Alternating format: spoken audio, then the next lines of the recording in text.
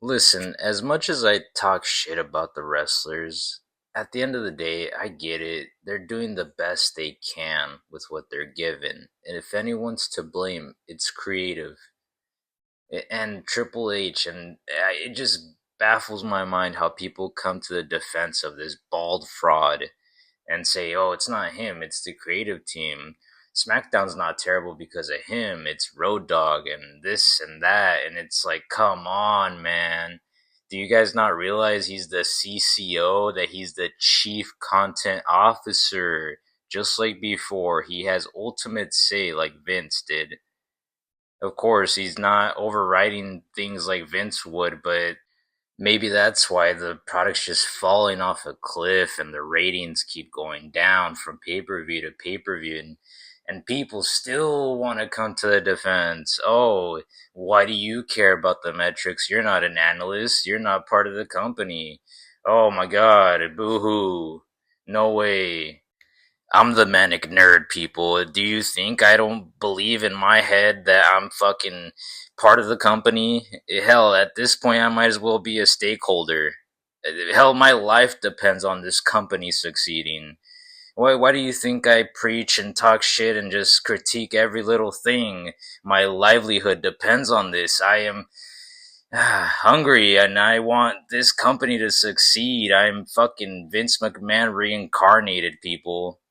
Oh boy, 20 to 30-minute talking segment to start Raw? No way. It's going to set up the main event of the show.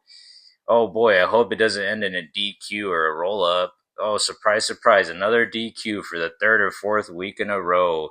Oh, this Monday, it's not a DQ because it's an Extreme Rules match, and here we go. As the main event is Braun Breaker versus Jey Uso in an Extreme Rules match. And yes, I'm starting this backwards. Why not? Who cares anymore?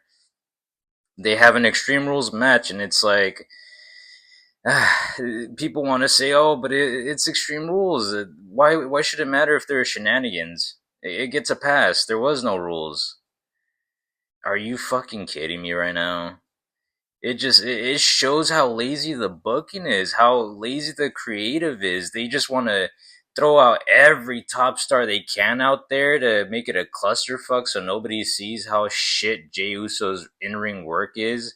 I got to give it to him. He's improving on the mic, but come on. It's just ridiculous. You're telling me you don't have plenty of time in a 2 to 2.5 hour show to have segments and promos with Seth Rollins, LA Knight, and Punk? You can't build up this match outside of the main event that doesn't really involve them? But I digress. I'm getting too carried away. So, they had opened up Raw, Seth and his goons, to set up this match, and of course, it doesn't end in DQ, like I said, but come on, it's overbooked.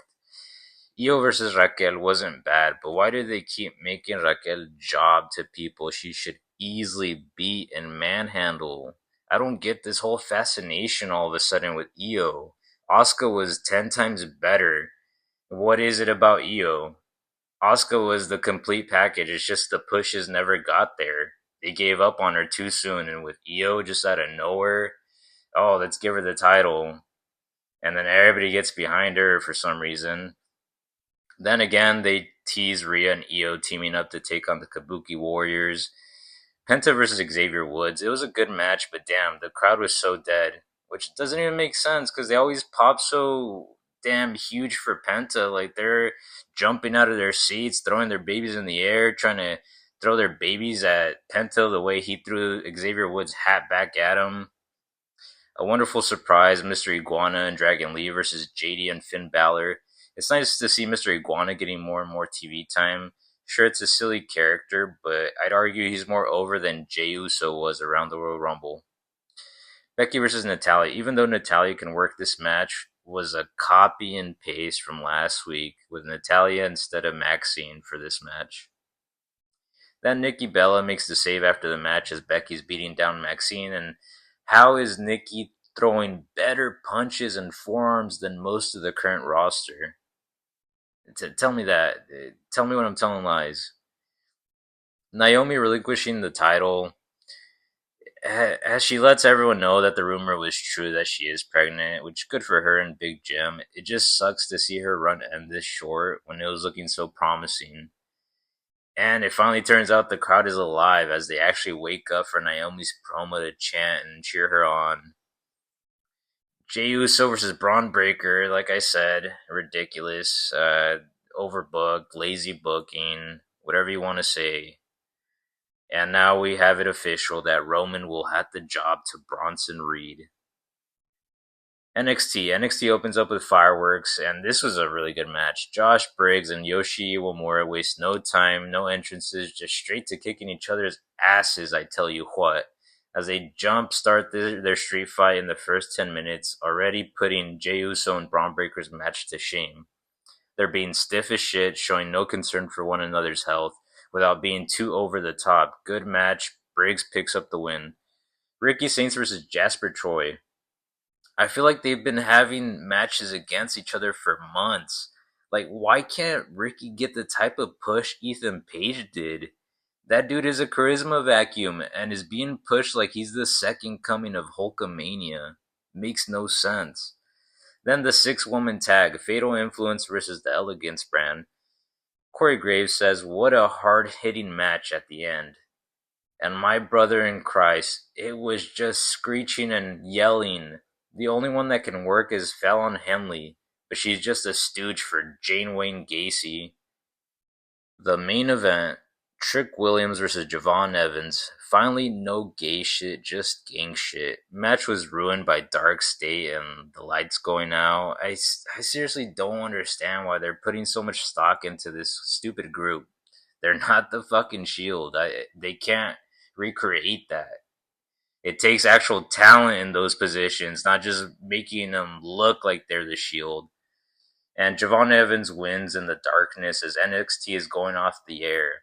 It seemed like such a rushed finish and a really lackluster match carried by one crazy spot where Javon Evans flew off the third rope and landed on the commentary desk because that boy bouncy.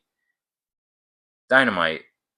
Will Ospreay opens up Dynamite after Bryan Danielson hypes up the crowd, and bruv, I'm not trying to be mean, but I couldn't understand 90% of what Ospreay was saying, mates. I get it. I'm just retarded and American. The Death Riders take on the two main baby faces of Dynamite, Speedball and Knight. I just feel like they're the two main faces at this point. They're always on TV constantly with the main event talent. Surprisingly, Hiroshi Tanahashi joins them too. The War Dogs interfere towards the end of the match, and the crowd was somehow more dead than the crowd from Raw. This was incredible. The people sat on their hands so hard they managed to resonate at such a low frequency no sound could be heard. It was unbelievable. I've never seen anything like that before. The babyfaces win, and if the fans were that mad at the heels on Dynamite, I can only imagine the crowd when the heels win the lights out steel cage match. Moving on, Nick Wayne is actually kind of improving at promos. He just needs to relax a bit with the puffy lip facials. And then Luchasaurus gets a hell of an ovation from the crowd as he makes his big return and lays out Christian and Copeland. The main event. Oh, wait, no, this wasn't the main event. Sorry, AEW faithful. Fuck the main event. FTR versus Brodito. Man, what the hell? Bryan Danielson out here shilling. Brodito is probably the best tag team of my generation. Man, did Tony Khan make you say that? Was he whispering in your ear, hey Brian, say how great they are? FTR gets the win in a grueling match, and finally we get FTR versus Hurt Syndicate at Forbidden Door. Oh, for the love of God. SmackDown. This is the shortest review SmackDown, and with how awful it's been lately, it might stay that way. Becky opens up SmackDown, screeching and hollering because she can't get the crowd to shut up as they drown her out with their loud boos and chants. And I can't believe people really think she's a great promo. And now Cena sadly has to come out and carry Logan through a segment. It's sad that one of his last matches is being wasted on an outsider. No matter how good he is in the ring, it's his farewell tour. Why couldn't they just book him against former rivals or guys that could use the attention of having a match with Cena? Yeah, go figure. That could be helpful to the development of future talent, future main eventers, Hunter. This man, Logan Paul, copied my whole flow. He copied my whole flow. He's stealing my racist banter towards Irish people. The only reason Logan Paul does so well being a heel is because he is a gigantic piece of shit. He's not playing a character. He is the character, just being his real self. But I mean, it works for him. It's great. Obviously, it's great. I'm Tony Khan now, and I gotta say this. It's gonna be glaze, but as much as I've hated Cena for a long time, and he's due his glaze because I couldn't stand that man for the longest time. But it's like a comment I saw about Cena, his longevity, that for 23 years he still gets the crowd hyped up. They still love him and they'll cheer him no matter what. And it's because he stayed authentic. He's been authentic his whole 23 years. No matter if you loved him or hated him, he never wavered, he never faltered. He always stayed his authentic, true self. And that's why even someone that hated him for so long came around on Cena. Because it's just, man, it's hard for wrestlers to stay authentic. I mean, look at CM Punk, that fucking sellout. Go suck a blood money covered dick in Saudi Arabia, you dork. Yeah, and now fucking Saudi's got his balls in their purse. Anyways, that was This Week in Wrestling. See you next week.